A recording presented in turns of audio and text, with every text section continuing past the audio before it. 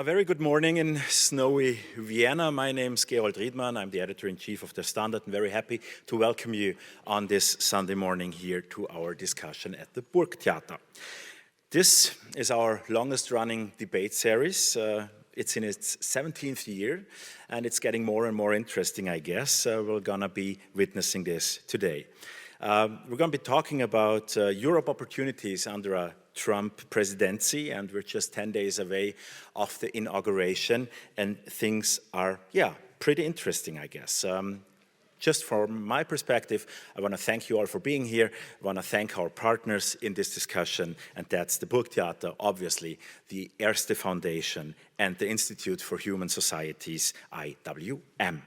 Its rector, Misha Glenny, will be our host today. And now our question for today, or our theme for today, is Europe's future after Trump's re-election. Thank you all for being here, and I hope on a good discussion. Thank you very much.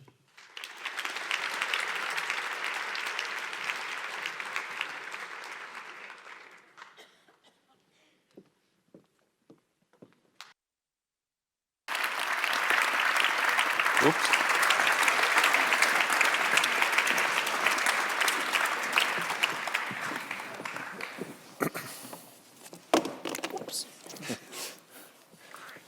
Sorry, a lot of phones being thrown around. I'll be looking at my phone now and then, as I've just explained to the panelists, not because I'm doing my emails, but because I need to know what the time is. Ladies and gentlemen, welcome to the Burgtheater. It's, of course, one of the four organizations supporting today's event, along with the Erste Stiftung, the Standard, and the Institute for Human Sciences, the IWM. My name is Misha Glenny, and I'm the rector of the IWM. So, we are now just 8 days away from Donald Trump's second inauguration as President of the United States of America. In this peculiar interregnum between his election and his taking office, the President-elect has used the principle of uncertainty to further amplify his power.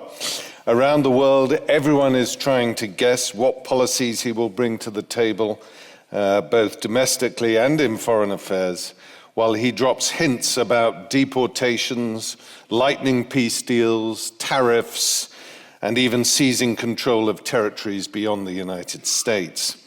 In foreign policy, he faces two immediate challenges which he cannot ignore: the Russo-Ukrainian war and the dramatic situation in the Middle East.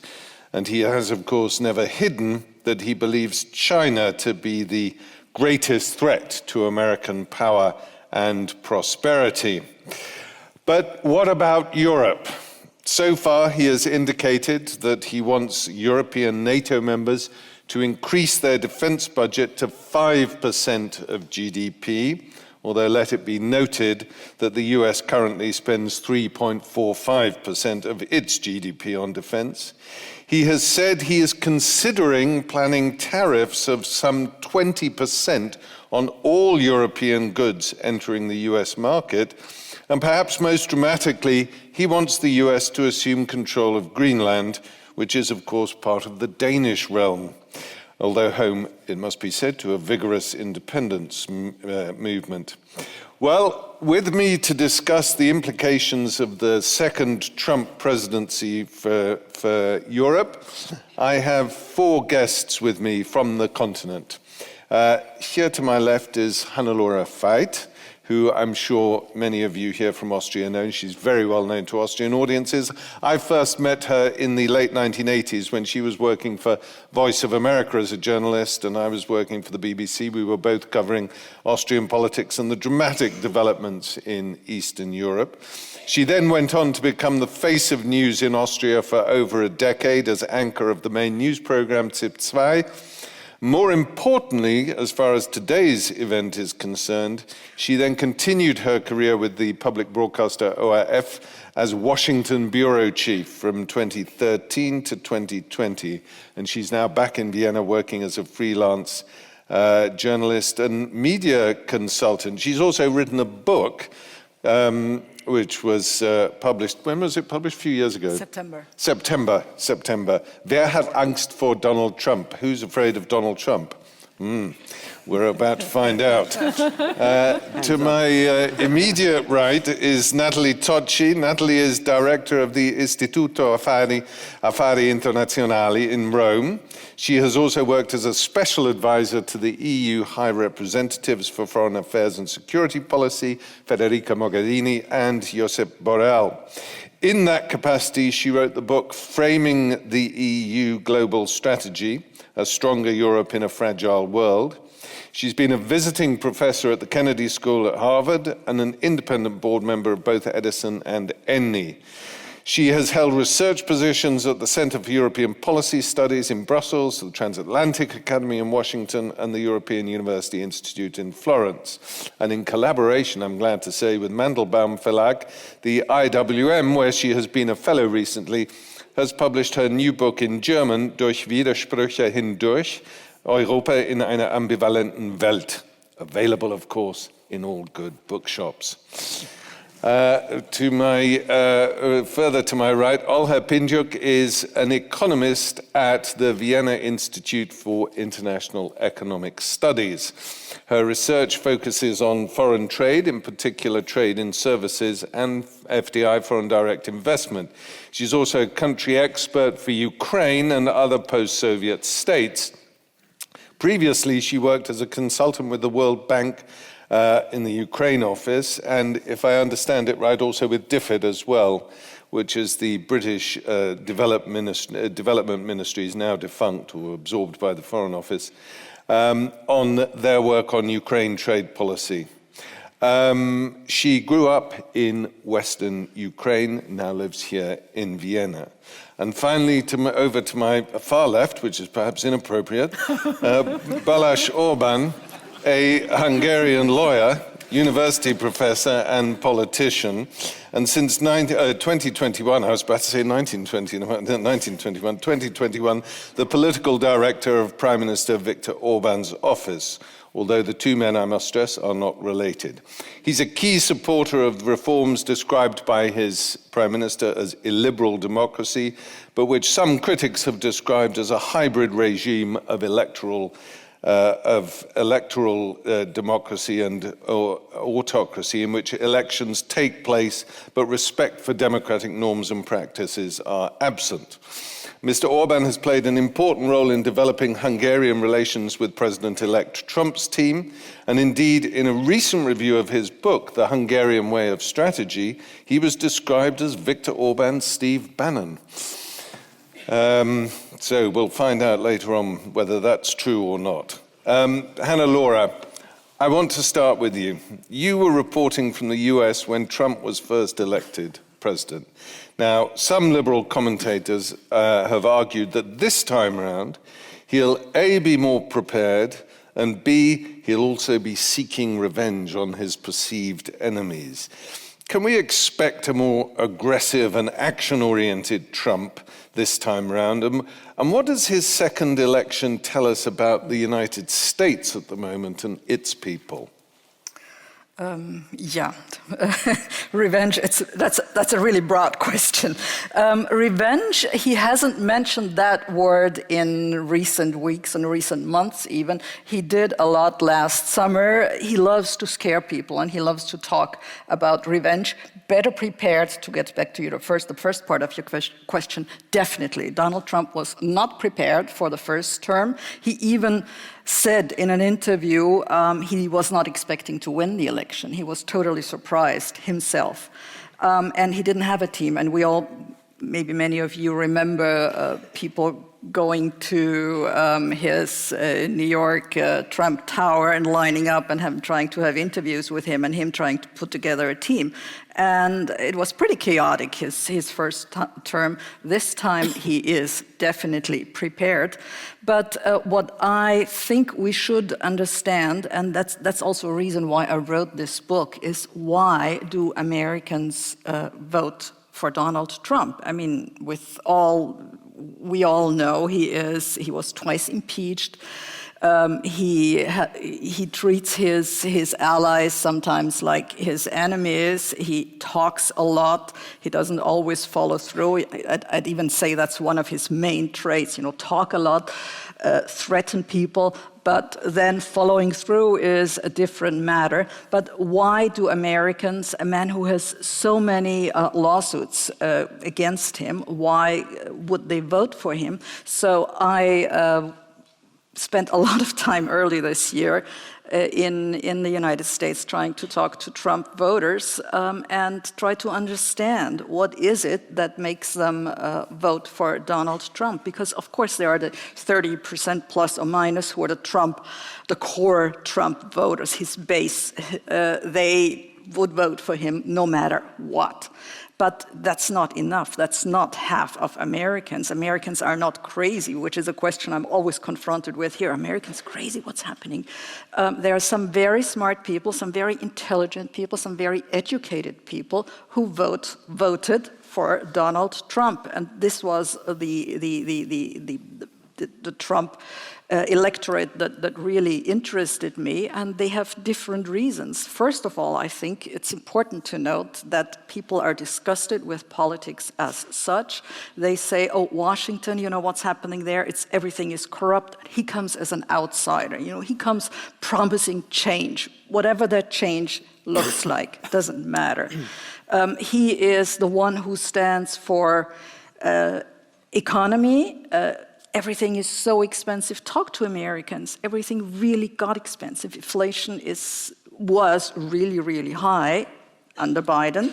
It went down to a normal level now. But in people's minds, very, very subjectively, they still think, oh, Biden, everything got so expensive. And the key question that everybody during a campaign asks, and that all candidates are always asked, what do you tell people when you ask them, when they ask you, or when they ask the question, are you better off now than you were 4 years ago? And it's the economy, stupid. That still comes from the Clinton era, but that's still very important. People don't understand political correctness or are fed up with political correctness. If you talk to people on the coast, East Coast, West Coast, the big city, urban people, there it's a totally different feeling. When you talk to the people who vote for Donald Trump in the States, out there, thinly populated, the middle, flyover country because people on the East Coast and the West Coast say that you best fly over, despectively. So you talk to them, they don't understand. They say, why is everybody talking about trans? It has nothing to do with my life. Sometimes it just goes too far for them. And then there, of course, is the topic of immigration, which we have in Europe too. So Donald Trump, his personality also, there's one thing I think we should understand, or that characterizes him. It's a journalist put it very well in a sentence that's often quoted till this day. It was, I think, coined in 2015 or 2016. Trump supporters take him seriously, but not literally. The media take him literally, but not seriously. I think by now we take him seriously, but we still take him literally when he sometimes maybe doesn't mean it, maybe he does mean it, but he likes this ambiguance, this not knowing what does he really say, and he plays with that, and he uses threats, he uses, tariffs, you have mentioned them, 10%, 20%, 60%, is he really going to follow through with that? We don't know. We'll come on to the issue of tariffs a little later on, but if I may turn to Balázs Orbán now. Viktor Orbán has been a keen supporter of President Trump for some time now, and backed him, was one of the first to back him publicly for the election. Trump and some of his supporters see the current government in Hungary as a model of the type of government and society that they want to build in the US. But I'm still slightly baffled as to why the Hungarian government would be so enthusiastic about the incoming president, given what Hannah Laura just said. He's a convicted felon. He's twice impeached. He's a well-documented liar. It's even looked in 2020 as though he was trying to overthrow the constitutional order in the United States. Are these really characteristics which Hungary wants to associate itself with? And he is also the elected president of the United States, which is the leading power of the world. Don't exclude that. Good morning, ladies and gentlemen. First of all, thank you very much for inviting me and letting me being the advocate of the devil here. And Misha, obviously you will not trick me because from your perspective I'm far left, but from the audience perspective I'm the far right. So I think they know how things look like in real world.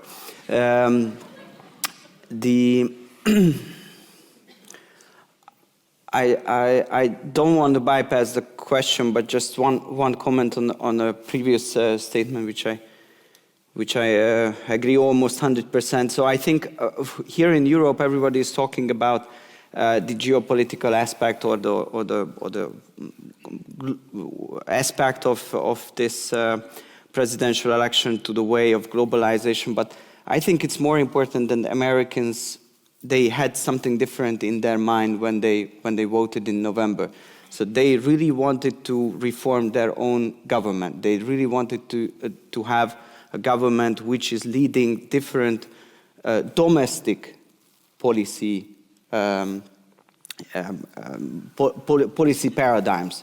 So they want to reform their own country, and that's the most important for them. And we, the Europeans, very often underestimate the importance of them because it's more fancy to talk about the foreign affairs aspects and the geopolitical aspects and the world trade aspects, which are important, but we have to understand that after 4 years of liberal administration in the United States, people are fed up with the liberal policies which were offered by liberal politicians in the field of law and order, in the field of migration, in the field of drug policies, in the field of what was described Washington and the swamp, so the relationship between the central government and the local government, and they want a complete radical turnover on these fields. They want less migrants, they want more law and order in the streets, they are fed up with the woke ideology in schools, in education, in culture, in public life. They want a more successful economic policy, which is focusing on their spending, not just sending the money towards foreign conflicts and for foreign actors. This is their narrative, but it resonates actually very well to the general mindset of grassroots American voters. So these elements are more important, and I think the world really will change after the 20th of January. So they will introduce new paradigms in all these fields, and we Europeans should be more prepared on that and more understanding of what will it mean to our countries, which are also part of the Western Hemisphere. So it will be obviously affected by the American changes. And the Hungarian approach, Misha, you are right. It's a long-standing approach since 2015 and 16. And my Prime Minister said it very publicly in 2016. And I think things didn't change since then. So if the problem with the liberal ideology-based world order, according to our understanding as right-wing national conservatives, so is that cooperation only works if you share these liberal ideological principles. Governments based on the same values, liberal ideological values, they can coordinate and cooperate very well. But if there are differences in ideological terms, which is, according to my understanding, is very natural because the countries are different, the majority's opinions are different, then this liberal ideology-based world order is collapsing. And this is what's happening in Brussels, for example. Brussels leadership is going after those governments who are not sharing these views, which makes it very hard to sustain the cooperation which is necessary inside the European Union. So our perspective from day one, from 2016, was that for the entire Western world, it's very good that we have an American president who is saying, I don't want to dominate the discourse and I don't want to manage international relations based on liberal ideology or progressive ideology-based values, but rather national interest. And if the leader of the United States can say that, you know, my incentives or my statements are based on the national interest of the United States, this is, I think, very good for a smaller country like Hungary. And I think it's very good for a smaller country like Austria, because then Hungarian politicians, Austrian politicians, and other European politicians can also say that, look, I'm also based on my national interest. And let's sit down and let's discuss what comes out from it.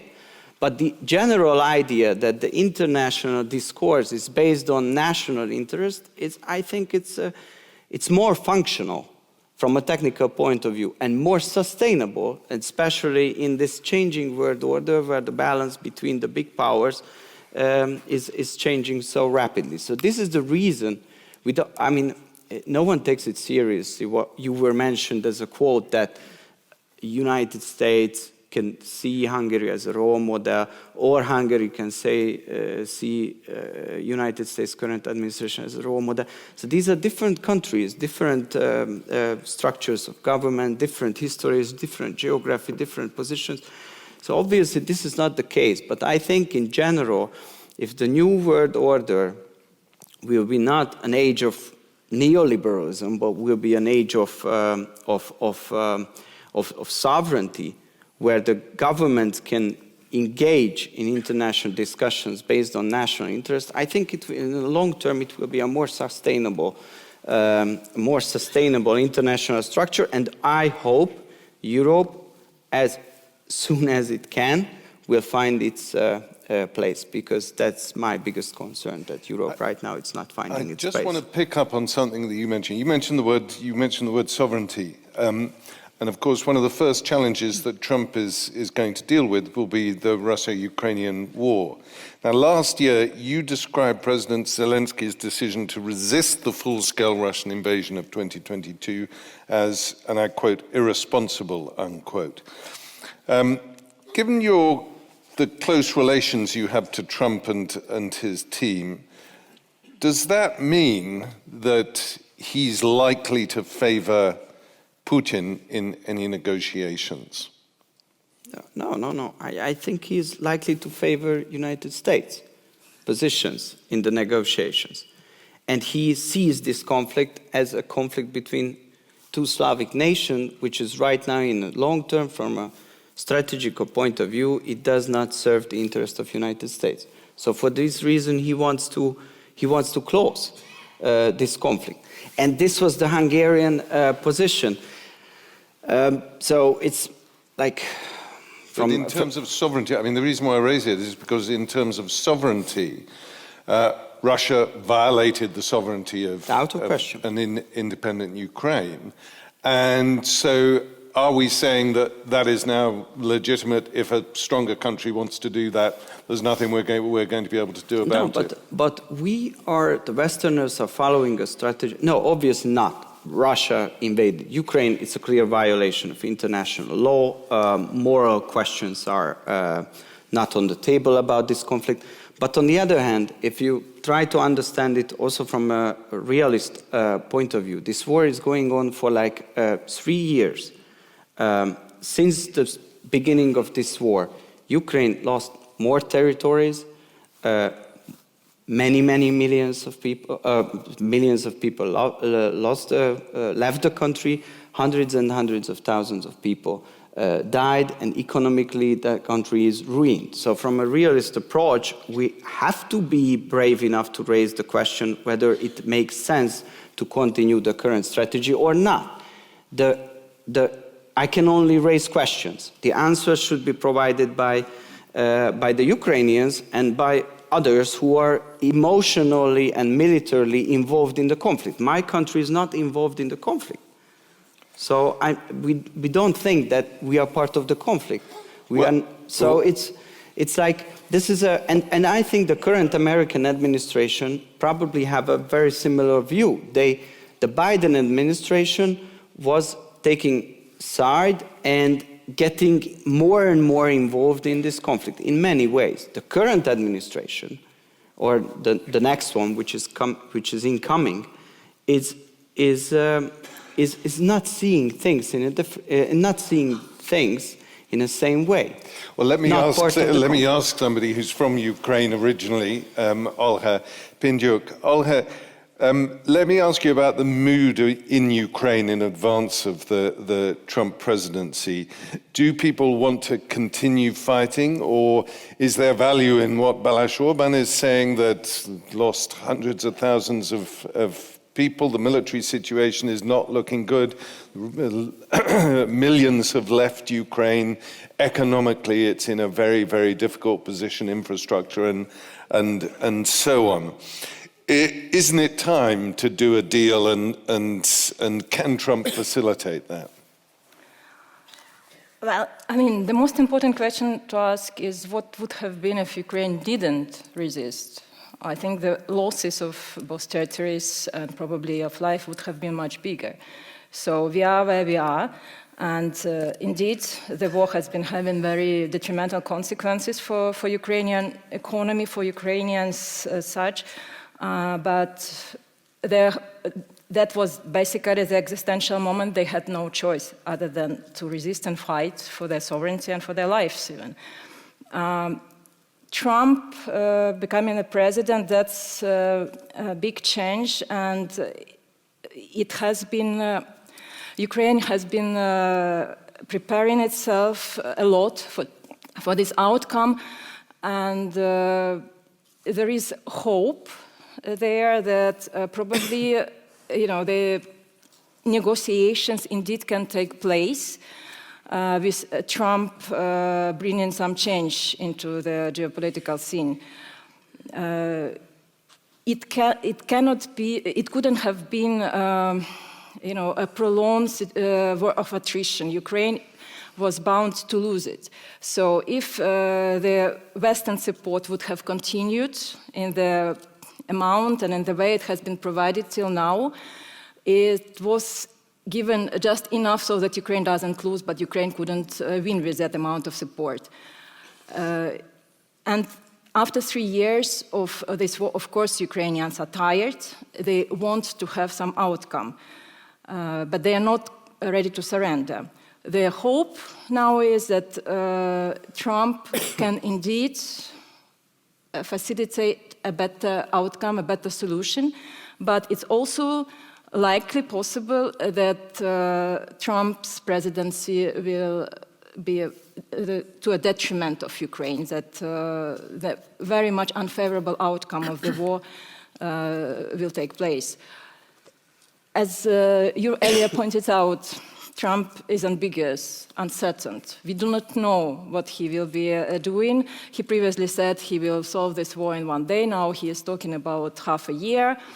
But meantime, what is his rhetoric with regard to sovereignty of other countries, possible annexation of other territories, is not very conducive to optimism, I would say, because the signals he is sending is that the new order he wants to have in the world is not likely to be very much caring of smaller countries, and Ukraine can be just a bargaining chip in his bilateral transactional approach to things. And Ukrainians are trying to steer the dialogue with Trump and his policies into the direction of a better deal with Putin, better negotiated outcome. But what will be the outcome, it remains to be seen. I think no one has a clear picture of what probabilities to assign to any outcome there. But Ukrainians, they are tired, but they have no other choice as to continue fighting at the moment. I don't think that's in the cards. Just one question, because I think this will come up more and more. What do you think what do you think Ukraine can afford to lose territorially in order for it to be a sustainable state? What are you worried that Ukraine will lose?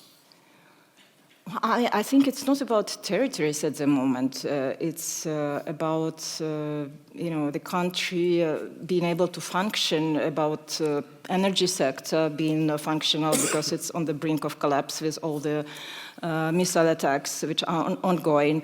And it's also not about territories, but people who live there, right? That's what's the most worrying, that people who are ending up on the territories under the Russian control, they suffer immensely. We all know about prosecutions, about children being kidnapped, and all these horrible crimes which are being still committed on the territory. So this is a much bigger question than the territory itself. And Ukraine obviously doesn't want to lose any of the territory. It probably will happen, unfortunately, but it's not the cornerstone of the discussion at the moment. And just one final question on this because of the impact on Europe. Do you think Europe is able, willing to finance the reconstruction of Ukraine? Because I think we can be fairly certain that Trump is unlikely to want to put much more American money into it. I think willing and able, these are two different things. Europe is, in my opinion. Willing, it's another question.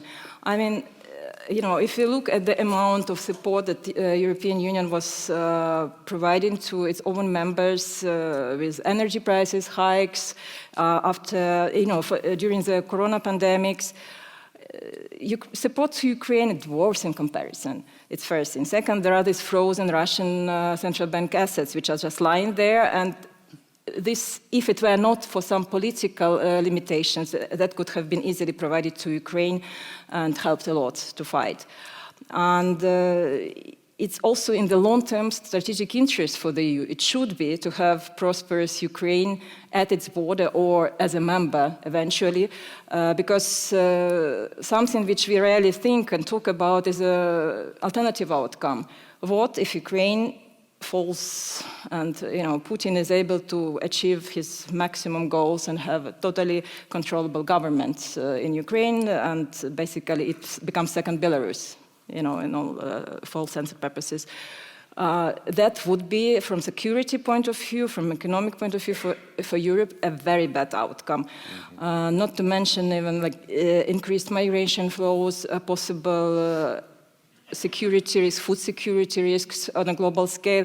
This is something which is going to have much bigger negative implications for the EU if it happens. So this has to be weighed against potential costs of providing support now. Thanks very much for that. Natalie Tocci, I want to broaden it out a little now and ask whether Europe is in any position at the moment to cope with whatever a Trump administration might throw at it, because within member states and in Brussels, we're at daggers drawn on the whole. The hard right is on the rise. We're grappling with our own culture wars. We've got Ukraine, we've got energy, inflation, Germany in free fall politically and economically. The center just isn't holding. So is it possible that a Trump administration could just tip us over the edge? Short answer, yes. A slightly more elaborate answer. Well, firstly, on the US side of the equation and then on the European side of the equation.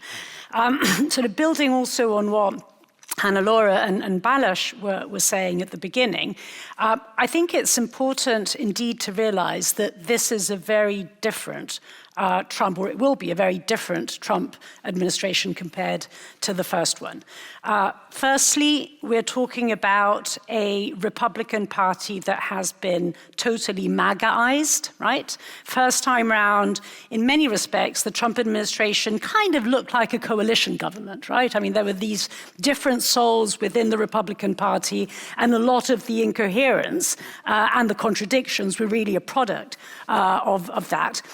Now the party has been taken over, and so I think we're going to see a degree of political and ideological cohesion, and above all, being driven by one major criteria, which is loyalty, far more than the first time round.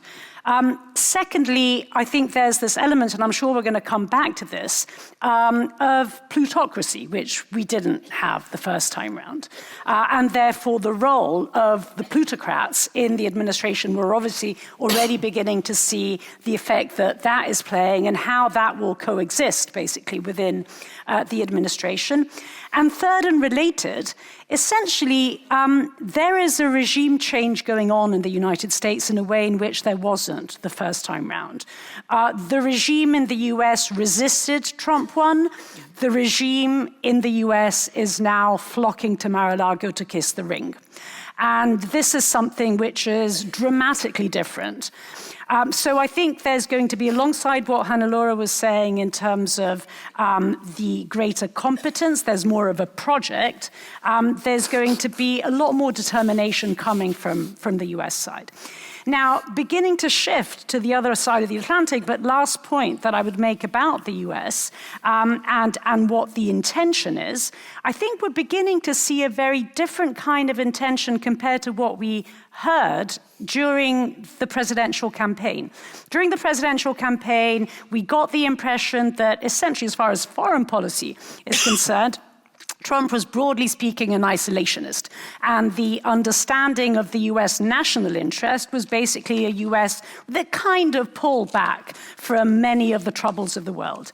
I think we're beginning to see actually a Trump too, which is really rather revisionist and imperial in nature. Now, I don't mean to say by this that he's going to invade militarily Greenland necessarily, but the idea that coercion, economic and military coercion, in order to essentially build, establish and dominate a sphere of influence, which obviously then also has all sorts of legitimizing effects on other major powers, I think is really going to be a trademark of his second administration. And this really does bring me to the other side of the Atlantic. I think, Balázs, the paradox is that, essentially, as far as, first we're beginning to see that the main target for the Trump administration, for Trump too, is really not Russia or China. I think, Trump too is willing to see the US coexist with other major powers. The main target is really partners and allies, right? That is where the encroachment is going to be. And when it comes to us as Europeans, I mean, let's face it, we're a small fat chicken in the jungle. And they don't last very long, right? And it is very clear, basically, what the predators, and Trump is the first of those predators, alongside Putin, basically, and probably only third would come Xi, is really out there to get us. So, I think there's this question of, how do Europeans and European countries assert their national interest? Well, very clearly, it is by sticking together. But the problem, and again, this is the main difference between Trump 1 and Trump 2, is that Trump 1 really came at a time in which what I would define as the first wave of, right-wing populism in Europe was actually beginning to decline. That first wave basically started after the Eurozone crisis, 2009, 10, 11, 12. It really peaked at 2015 with the migration crisis and then started declining. And it declined basically up until 2022, I would say. And essentially, Trump 1 had this unifying effect on that liberal Europe that Balázs, you were referring to. And it had this sort of sense of, oh my God, we really have to stick together. Now, it's a very different Europe, right? I mean, it's a Europe in which that second wave is in its ascendant phase of the curve. And therefore, if on the one hand you have a more determined, imperialistic, revisionist United States, and on the other hand, you have these small fat chicken that think that they can protect their national interest by going their own way. But obviously, this is going to be a ball, basically, and a total walk in the park for the predators out there, beginning with Donald Trump. Wow.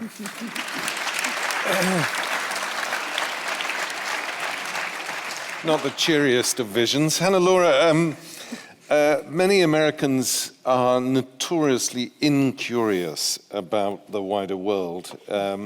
Is Europe and indeed other foreign policy issues, are they going to be on Americans' minds at all, or are we just going to be looking at the domestic economy and culture wars and so on and so forth in the US? Is that what's coming?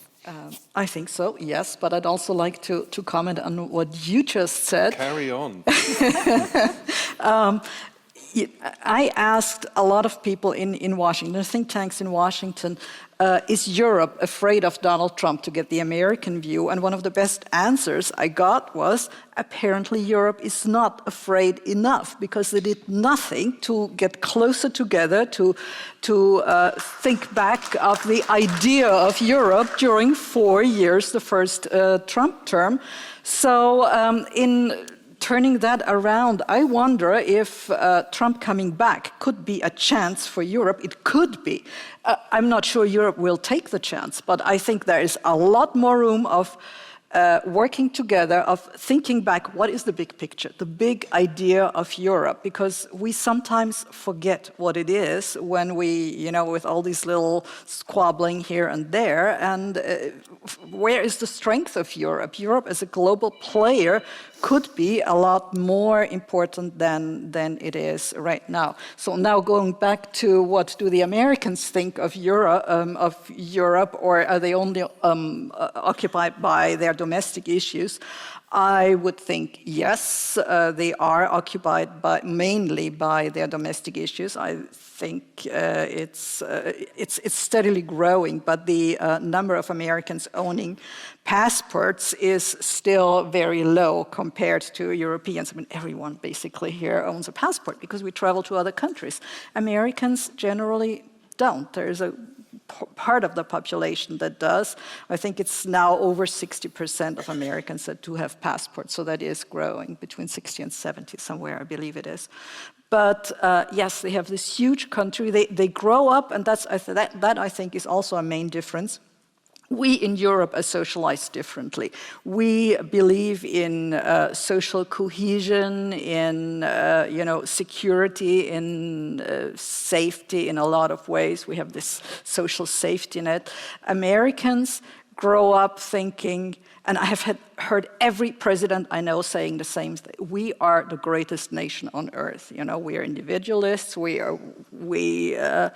are so much better than the rest of the world, and that is sort of ingrained in their brains, and therefore that I think plays an important role also in their way of thinking about the rest of the world. But I'm not sure that answers your question, but generally speaking, foreign I guess policy... I'm trying to understand whether a big crisis in the Middle East or Ukraine and Russia and so on, whether that's going to impact on the Trump administration domestically, or whether he's going to be able to experiment, as it were, with his policies abroad, because there's very little pressure on him domestically. He's always thinking of the electorate. You have, like, Michigan was a hotspot in this past election because they have a huge Arab American community there. So these people vote differently from others. But in that election, it didn't matter all that much in the end, because Biden was also pro-Israel, probably trying to be somewhere, find a middle line somewhere. It's a very, very difficult, complex one. Conflict. And with Trump, it's pretty clear that he stands with Netanyahu. But on the other hand, he's also trying to leave a mark. And I think what Trump could want to do in his second term is create a sort of legacy, because it's his last 4 years, definitely. And not. Try and... well, I think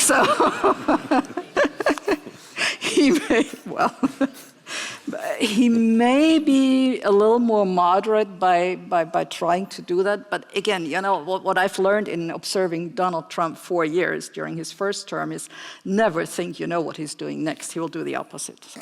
Balázs Orbán, if I can come back to you on this issue of national interest, which you raised, which I thought was very interesting.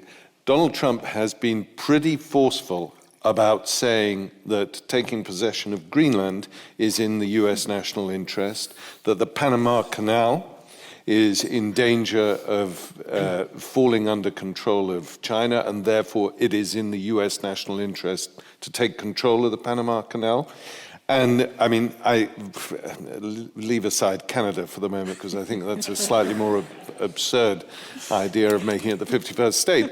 But what, as a Hungarian government, would one do if, because when asked, he did not exclude the use of military force in terms of Greenland.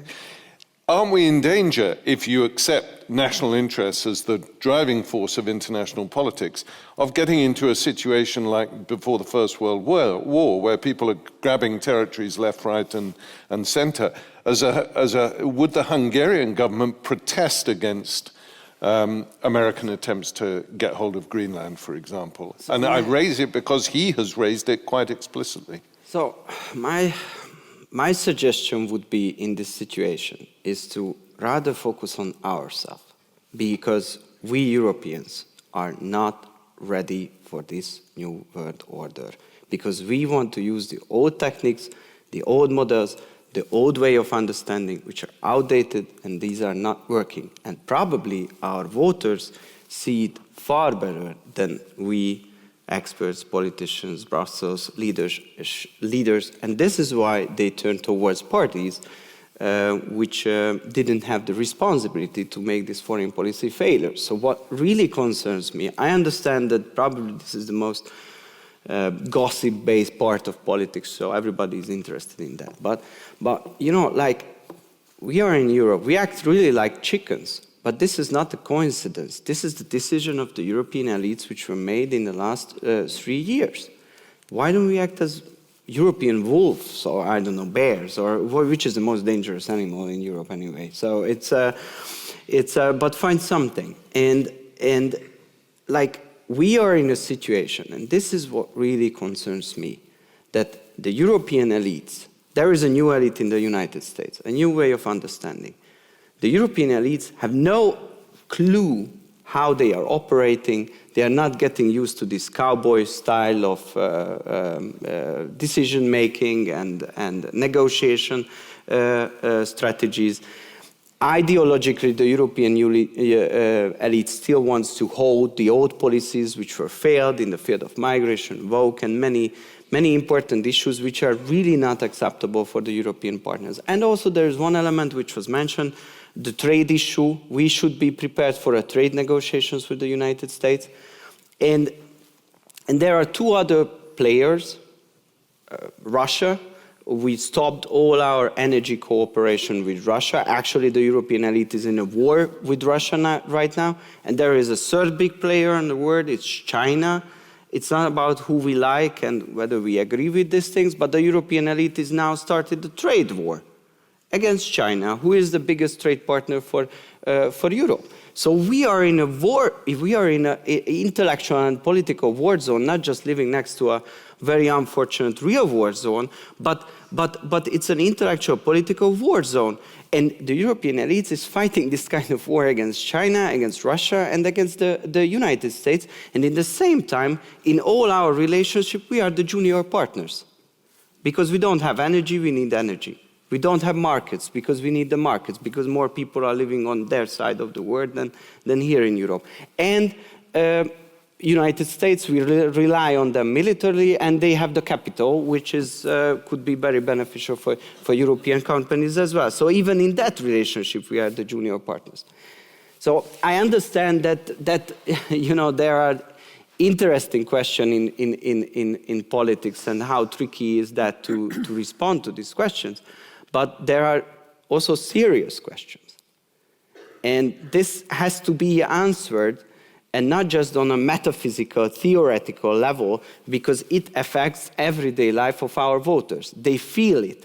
They feel it, not they feel it through reading every day the Standard and then feel it through that, but they feel it.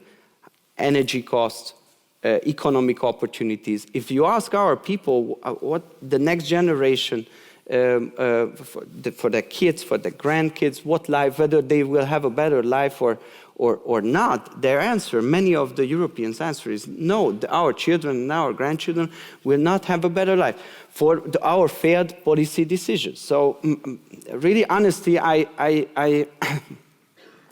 the Hungarian recommendation would be, as knowing that Hungary is a 10 million country with no significant economic power, no significant military power, with a stable political leadership, and in this, probably it's not a coincidence, then in this situation last year in the elections we got 45%, which is among the highest numbers in Europe. Okay, everybody can say in the liberal circles that it's because you hijack democracy or whatsoever, but everybody knows that it cannot be taken seriously. Probably we got this 45% because we follow a policy line which is, in this situation, is acceptable for the majority of the people.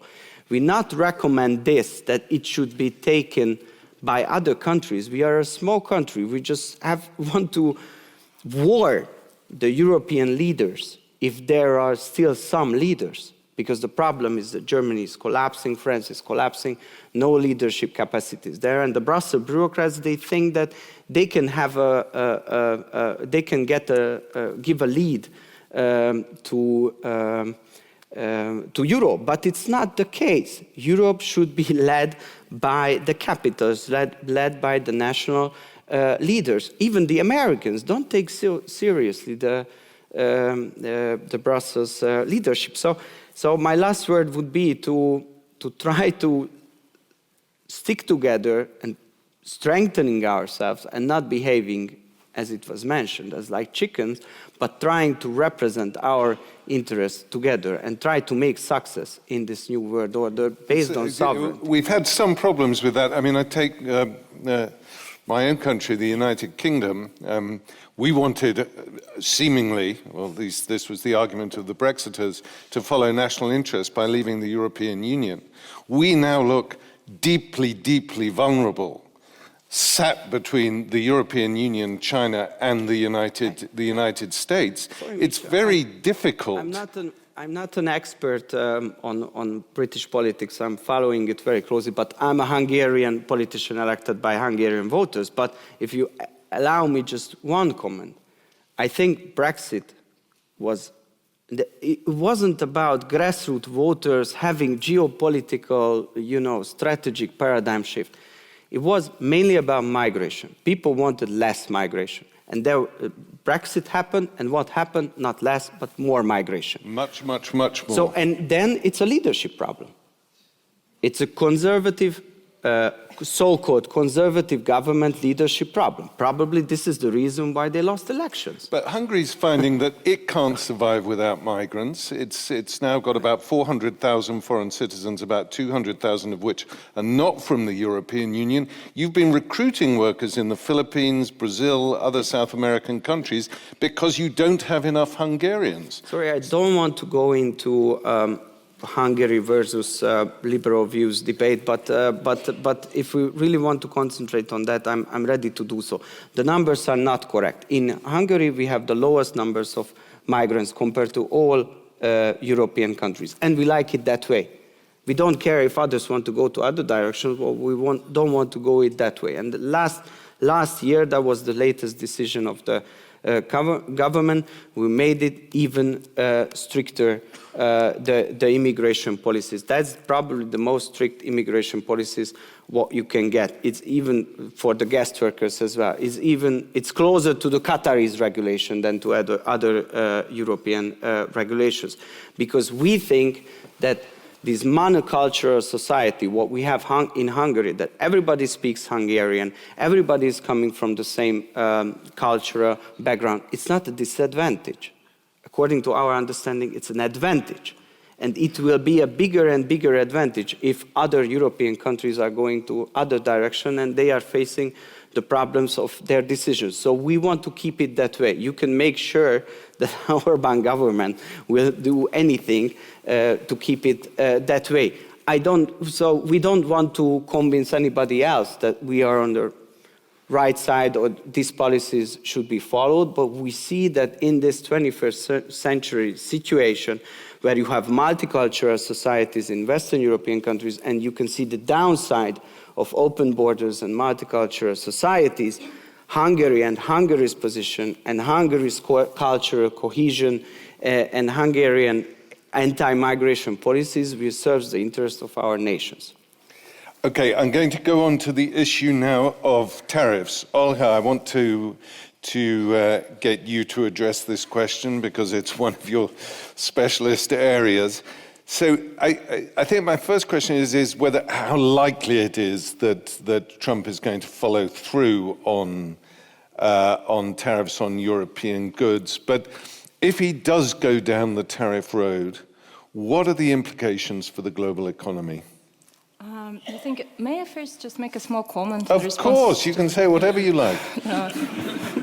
No, but I think there is some inherent contradiction in terms of Hungarian approach to things. You cannot have a cake and eat it.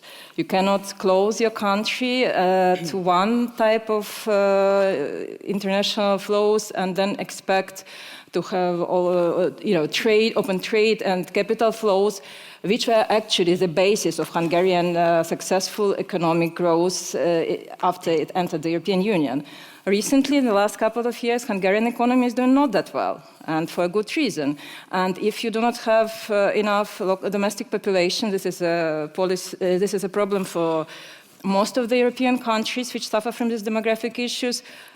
You cannot increase fertility plausibly by any means in the foreseeable future. Migrants is the only source which can allow you to grow economically further.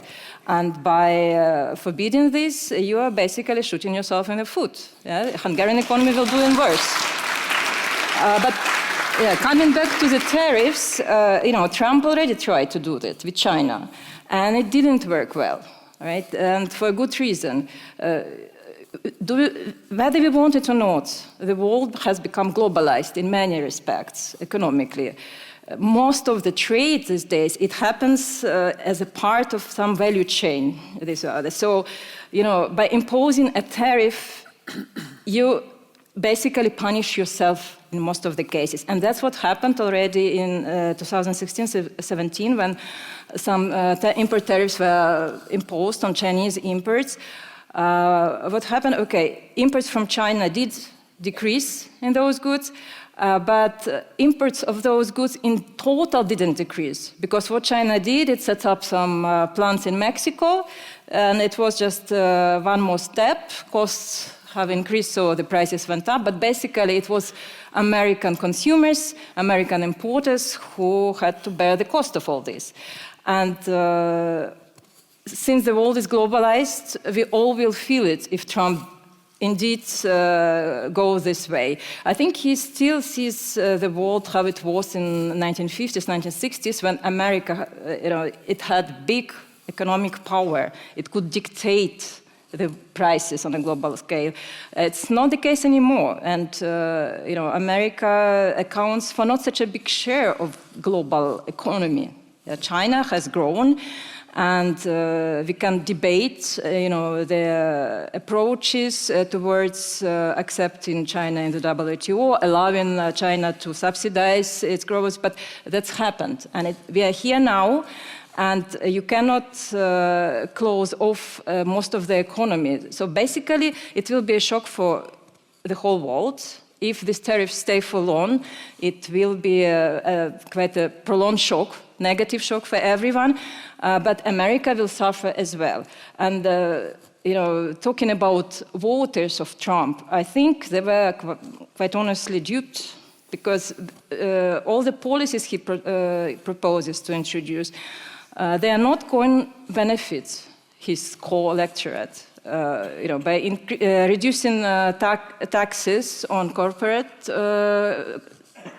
It leads basically to reallocation of wealth towards, even more towards corporations. And by imposing import tariffs, prices increase even further. And this will be further felt and will be further negative effects on American households and on European households as well. And I think a big part of why is this happening, why do we elect leaders which actually act in direct contradiction to what we expect them to do, is that we see, like, societies are dissatisfied. There is a clear dissatisfaction among electorate. Prices have been high, crisis, COVID crisis, economic crisis, they haven't been dealt in a good way. But we are opting for own solutions of this, right? Globalization is not a problem here. It's distributional effects of it. Domestic policies have to distribute, revenues and benefits and losses from this. This has to be looked into. By closing a country from the external market, you just become poorer. That's it, basically, and there is no other way around it. And unfortunately, if Trump goes on with that, we will all become poorer. Do you think he's going to, Biden put a 100% tariff on Chinese electric vehicles. Do you think, is it your reading that Trump will ramp up the economic confrontation with China? Is he going to increase it? It's difficult to say. Probably he would continue, at least continue. He wouldn't roll it back, but it will not really stop China, because by all this, this CHIPS Act, which prohibits now exports of all these advanced technologies to China, it is a short-term setback for China. But what's going on now, that China is investing even more resources into, developing its own technologies. This basically accelerated that process. So there will be some temporary setbacks, but you can, Pandora box is open. You cannot reverse it anymore. One major investment area for China is Hungary, and I'll come back to that in a minute. But Natalie, before I do, I want you to talk about security policy, NATO, the 5% commitments, and so on. Do you think that NATO is going to survive Trump 2.0? What are the risks here? Okay, so before I address that, let me say one thing. Going back to a point that Balázs was making about we are not ready. I think on that point we can all agree, right? It's very clear that Europe is not ready. The question, though, becomes, what is being ready mean? What does it entail? And very clearly it entails more defense integration, and I'll come back to this later because it obviously relates to the NATO point. It entails, pursuing the competitiveness agenda, which, for instance, would include pursuing a capital markets union. It would entail more integration in the energy sphere. It would essentially mean a more united, integrated Europe. Now, the question then becomes, and of course we don't have it, but then the question becomes, so would Orban's Hungary, Fico's Slovakia, Meloni's Italy, Babish's Czech Republic, and sort of Georgescu's Romania, Kikel's Austria, would that Europe lead to the secession of sovereignty in defense, in energy, or more on the economy? I just can't see that happening. So it's very clear we're not ready. It's even clearer to me that we're going to be less ready in future than we haven't been up until now. So I think, to me, that is really the main question here. And then, concerning the question of security, the future of NATO. Okay, so I don't see Trump pulling out of NATO. He doesn't have to. I do think that the direct threat to a NATO ally in and of itself means a sort of fundamental undermining of the alliance itself. And I do think that actually Trump or no Trump, Europeans, in future, structurally speaking, will have to increasingly look after themselves. Now, that could mean not necessarily, as I said, an end of NATO. It could mean a gradual Europeanization of NATO, with, for instance, the US gradually disengaging from European security, still providing the nuclear umbrella. So you can imagine that happening. The question is, though, on the one hand, is it going to happen under Trump, or is there going to be a far more abrupt disengagement from European security? And I think, as I said, everything points in the direction of something more abrupt rather than more incremental. And secondly, and this is why I come back to this question of, a more Europeanized NATO entails far more European defense integration. And it's not just, obviously it's about increased spending, but it's about increased spending together. It's about the issuance of common debt to finance capacities at European level. But is this more nationalistic, far-right Europe going to make steps in this direction? I can imagine them spending more on defense. I just cannot imagine them spending more together on defense. Balázs, can I ask you what you think about that point? Can you imagine them spending them more on defense together, or will it be individually? Yes, surprisingly, partly I agree with Natalie. And don't be too surprised. On the part that I think Europeanizing the defense is crucial. Because now, and what we experienced in the last 4 years, is that the Americans were, I think the biggest threat was not coming from Trump's side, because he was advocating the European governments to spend more, which is according... On American capacities. Oh, of course. That's the American way of trying to make business. But you cannot exclude it. But the general message, increased spending, was, I think, it was a pro-European position. I think the Biden administration position was an anti-European position, because they were saying explicitly that, we are the Americans, we are providing defense for you. Why do you want to have independent foreign policy? Why you want to have independent trade policy? If I'm providing security for you, why do you want to make trade relations with China? I want to get engaged with through you a trade war with China. Why don't you follow, since I'm providing defense for you? So I think this was a very disadvantageous position for Europe, which is good if we can manage it, and we can say, look, we are proud members of NATO, we are together, it's a defense ally, which is important, we want to make it continue happen, but there is a European flag which is responsible for itself, and this would be a very positive thing. The question is always in the details, and it's not about Hungary and Austria.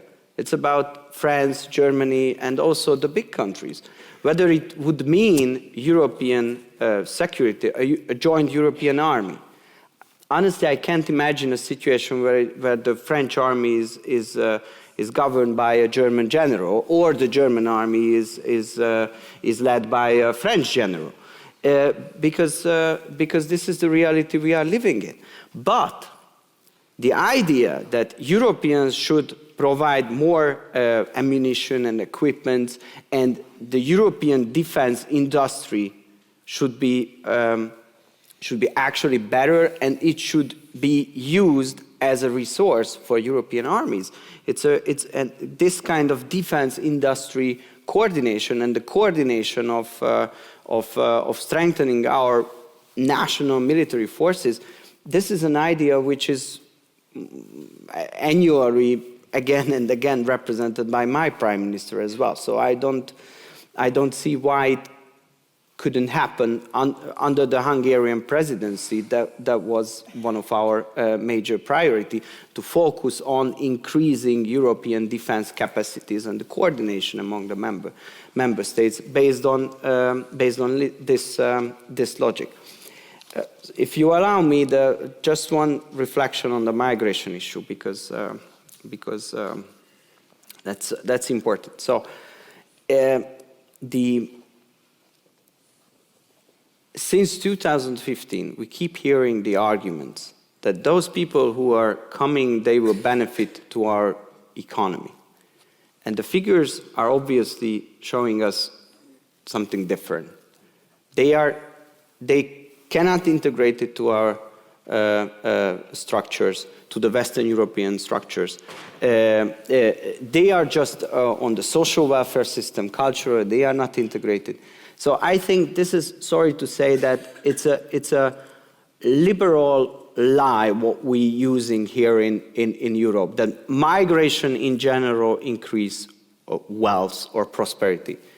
Now what we experience in Europe since 2015, factually, is the other way around.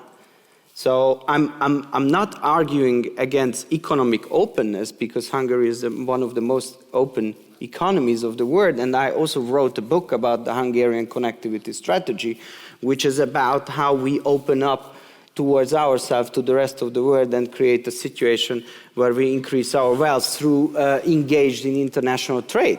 But it does not mean that we should let millions and millions of people into our country.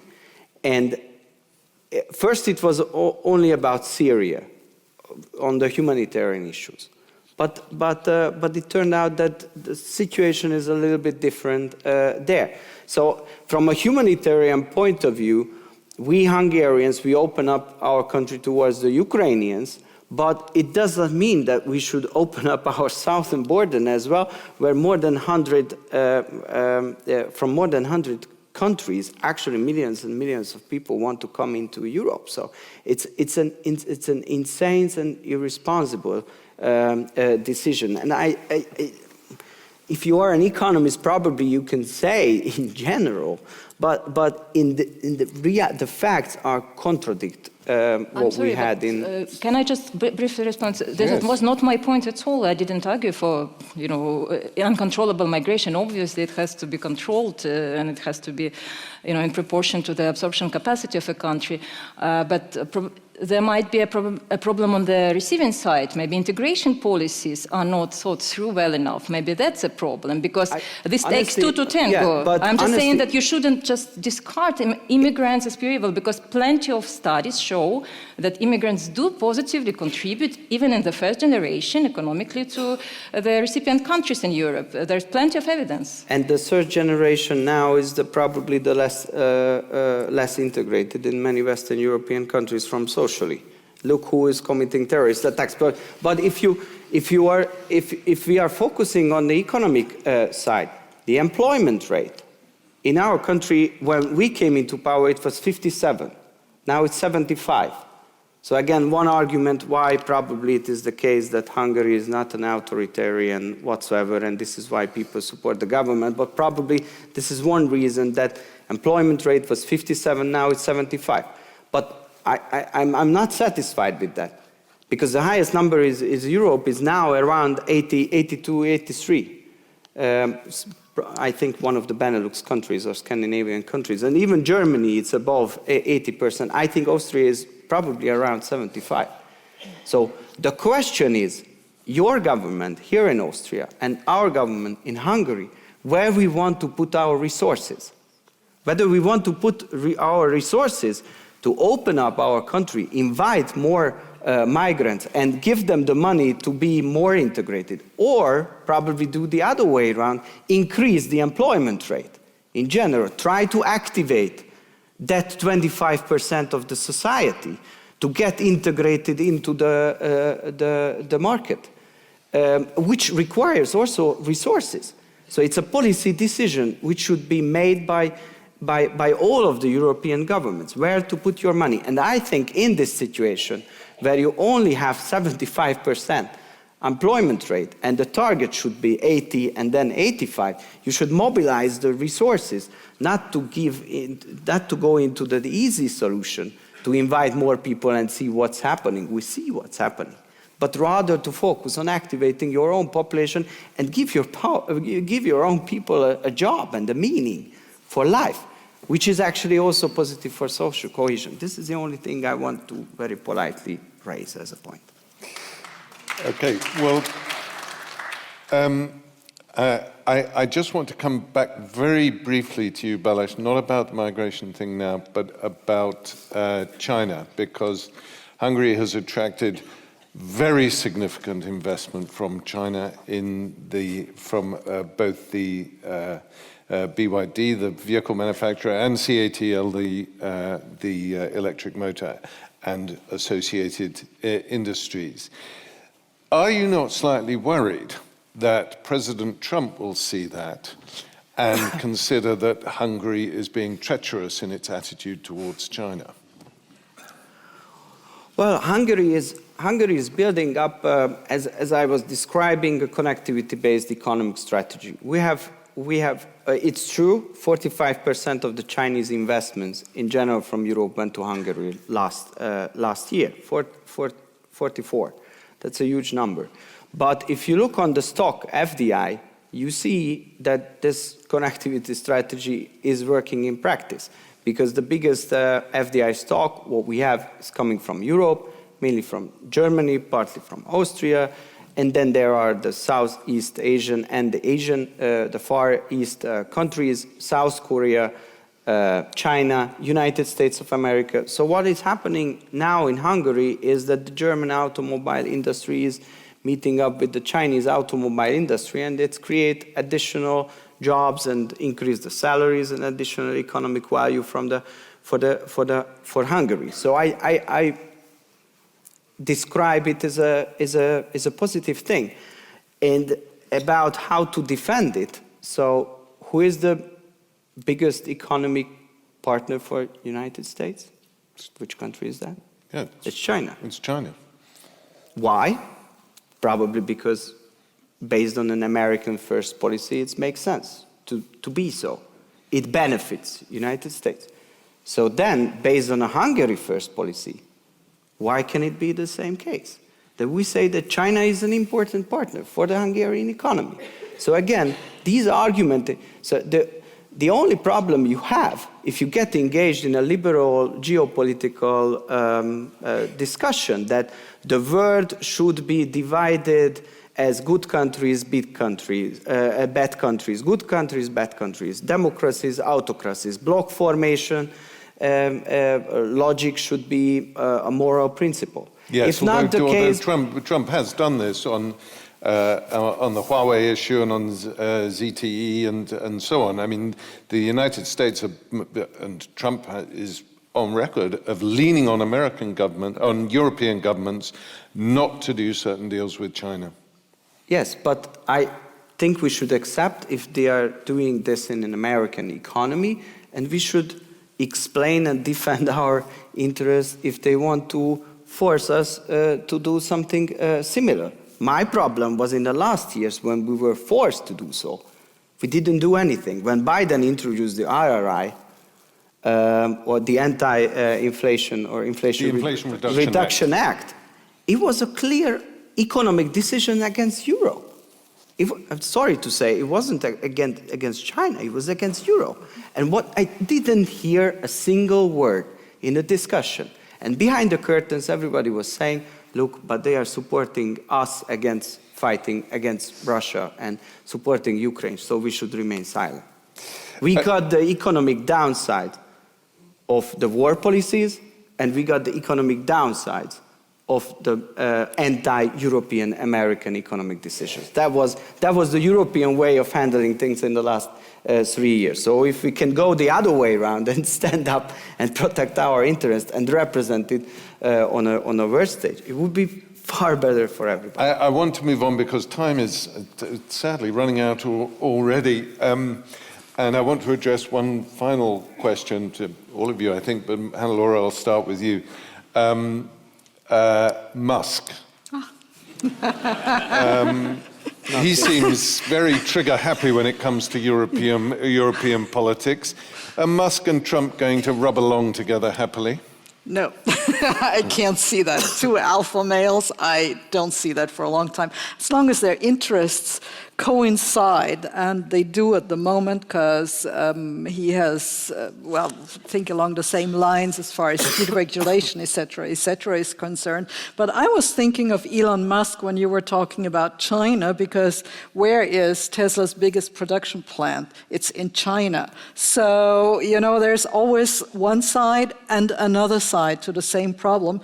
Elon Musk, he hasn't learned how to play by rules that others make up or that others set. And at the moment, yes, it will maybe work for a little while, but I don't think it will last. And I think it's not very, it could be dangerous to listen too much to Elon Musk, Okay. Okay, I'll come back to that. Natalie, so we've just seen this weekend in Corriere della Sera an interview which Steve Bannon has given to the Italian newspaper, in which he describes Elon Musk as a thoroughly evil person, and that he, Bannon, will be doing everything to keep Musk out of the White House. So this doesn't look good at the beginning of the Trump administration, that you have this explosion and there have been exchanges between Republican senators and House representatives and Musk as well. What's going to happen? It looks to me like a car crash in slow motion, this. Well, I mean, of course, if the car crash happens, that can only be good for us Europeans. I'm more worried about a scenario in which the car crash doesn't happen, and in which actually there is a coherence for different reasons between what Trump wants and between what Musk wants when it comes to Europe. I mean, it seems to me that Elon Musk has an interest in a divided and fragmented Europe, because obviously that is a situation in which, X will not be regulated and Starlink will be sold, and I'll come back to this point, to different countries, and therefore European projects are not going to go ahead. Whereas Trump, for political reasons, not so much for commercial reasons, has exactly the same interest, right? I mean, if it is a revisionist and imperial Trump administration, you want to have a divided and fragmented Europe that you can divide and rule. So, maybe ultimately these egos are going to clash, and obviously that would be good for us. But I think we should take seriously the proposition that they won't clash, and that somehow they will find ways of not stepping too much on each other's toes, because ultimately they have convergent interests. And that, to me, is the real risk and the real danger for Europe. And what worries me, and this is, the last thing I'll say, and I keep on coming back to this point, is that governments in Europe that think that they're pursuing their national interest by bilaterally making deals with the United States, I think will ultimately undermine what their sovereign national interest is all about. Very clear case at the moment going on in Italy, where Giorgia Meloni, a nationalist leader, essentially decided to, of course, now there's a big backlash going on, to buy Starlink to secure the communications of all government, including defense. I mean, I thought we'd kind of learned how weaponizable these things can be, right? And the paradox is that she's doing it, undermining ultimately, by 2030, indeed not tomorrow morning, a European space project, IRIS-2. So essentially, and you can see a similar dynamic playing out on trade, for instance. I mean, Trump will try and go bilaterally with, to different European countries, maybe offering Italy a sweet deal on Parmesan or wine or luxury goods, right? And these nationalist European leaders will take these short-term sweet deals, undermining the European project, and in the end, that's precisely what will make us not even small fat chicken, but minuscule dead chicken in the jungle.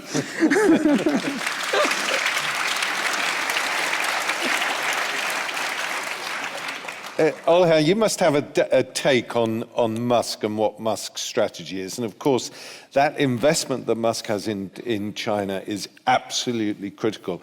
Do you think this is going to come to a head? Because, I mean, the arguments are already out in the open. And of course, one of them was also about immigration and HB1 visas into the United States, which Musk vigorously supports. Bannon and other Republicans vigorously oppose. Well, I think it's very important to see like what sector Musk represents, and X as his pet project, because it points to the root of all the problems which we are having now with shaking foundations of the global world order as we used to have so comfortably in the last 50 or 60 years.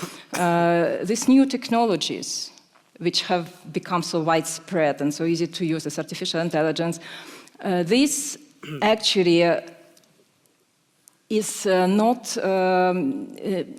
yet counted with sufficient new institutions.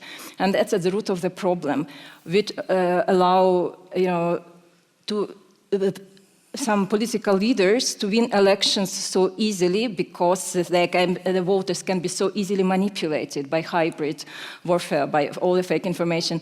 And Trump and Musk, I think they did it in tandem, and Musk is very much aware of the his superpowers he has with all this. And, he can easily manipulate the UK elections, that's the fear.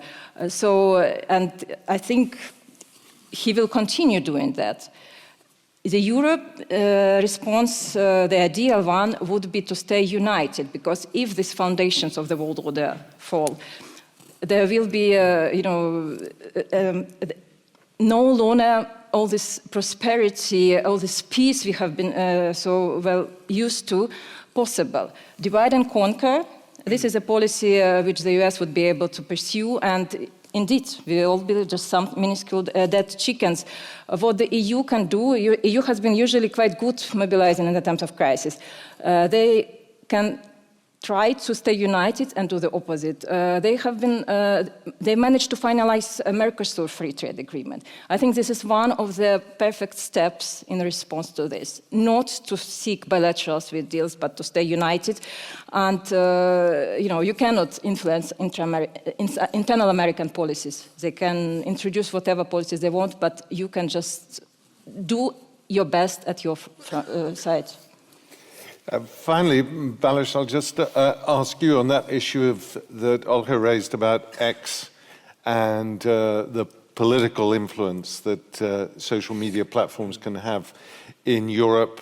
Are they a threat to national interests or pan-European interests? Should we be worried about people like Musk and TikTok, ByteDance and so on? Or should we just accept them as part and parcel of the modern world? No, I think social media in general is a new reality. We have to accept it. And I would just warn everybody not to make double standards, and more freedom we have on these platforms. I think it's proven that it's better for everyone. Look what Zuckerberg said and what the Meta said. It's good for Zuckerberg because he can make more money out of it if he gets rid of the content moderators. I don't think it's necessarily good for society. No. Accepting direct orders from governments and try to cancel political opinions based on that. I don't think that from a democratic point of view it's acceptable. So, and the other double standard, like, I'm coming from Hungary, where obviously we have these two talented Hungarian politicians engaging in world affairs. One is Viktor Orbán, my boss, and the second one is George Soros. And like George Soros spending hundreds and hundreds of millions of dollars influencing European politics, getting rid of with governments who he dislikes, and then Elon Musk is making an interview with one German politician, so everybody gets mad. So it's like I'm just warning against double standards. Yeah, but when did George Soros get rid of a government he didn't like? Is there a concrete? I can't recall that happening. Yeah, it's happening all the time. Sorry to say that. Sorry to say. I know it's not a very popular opinion in this audience, but in the outside world, it's probably a bit more popular, and I think there is a reason why. It is when you have government campaigns against individuals like George Soros, certainly. Yeah, because they are doing everything, for example, to promote migration, media, NGOs, research organizations, funding. Partly the Hungarian opposition is also financed by him. It's a fact. It's a fact, sorry to say that. It's a fact. And so this is, so I would just warn against double standards. The second one is, I think in what Elon Musk and Vivek, and Elon Musk is more, for me at least, he's more interesting together with Vivek Ramaswamy, what they will do with governmental efficiency. Because, and we are now totally neglecting this fact that they will run a governmental office based on that. And if they are really will close many agencies and radically change the American administration, it will have a very big effect on European governments and how a Western type of government structure will look like. So I would just recommend everybody to focus on that part of the job, because this is probably even more interesting than whether the X is ready to protect some opinions and cancel some others. Thanks very much. Well, I'm afraid our time is beyond up. Before we go, I'd just like to invite those German speakers amongst you here to our next debate, which goes under the title, Ist Deutschland noch zu retten? On the 9th of March, so be here or be square, as it were. But before we leave the stage, I'd like you to join me in a rousing round of applause for our 4 panelists. Thank you.